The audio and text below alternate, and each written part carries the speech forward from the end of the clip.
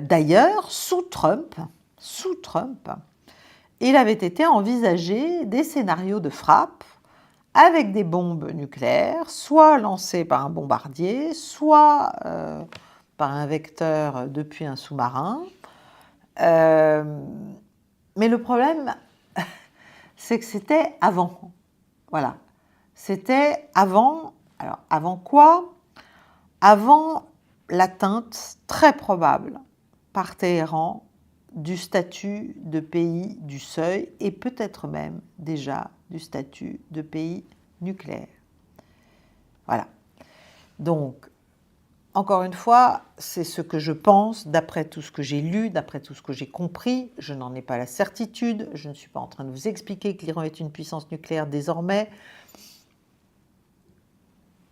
J'ai même eu chez Idriss Aberkan il y a 15 jours, j'étais très très méfiante et circonspecte sur la nature de l'explosion qui avait eu lieu, enfin du séisme, disait-on, qui avait eu lieu le 5 octobre en Iran. Je n'en sais toujours rien.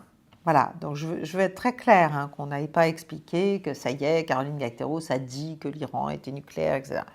Je pense néanmoins qu'il y a une séquence d'événements et aussi un certain nombre d'informations dont disposent les Israéliens et dont disposent les Américains, qui peuvent peut-être expliquer le fait qu'Israël, pour l'instant, ne réplique pas. Maintenant, il peut répliquer demain matin, il peut répliquer dans quelques semaines, juste avant le scrutin américain. Ça, c'est aussi un scénario.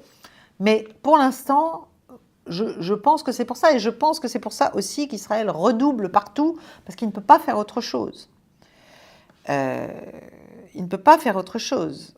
Alors, pourquoi ? Parce que si l'Iran est un pays du seuil ou un pays déjà nucléaire, s'il y a une frappe nucléaire israélienne, la représaille est immédiate.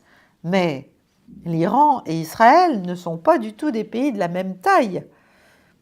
L'Iran est extrêmement vaste. Il faut plusieurs dizaines de têtes pour détruire totalement l'Iran.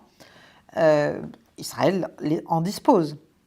Mais Israël, en revanche, c'est l'affaire de quelques têtes nucléaires. Il faut quand même bien comprendre, il n'y a pas de profondeur stratégique israélienne.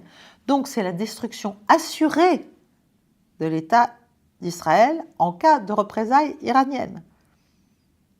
Et ce que fait l'Iran en cette matière, tout ça est très très décentralisé sur l'ensemble du territoire iranien.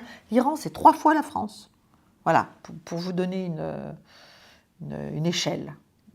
L'Iran, c'est 3 fois la France. Voilà.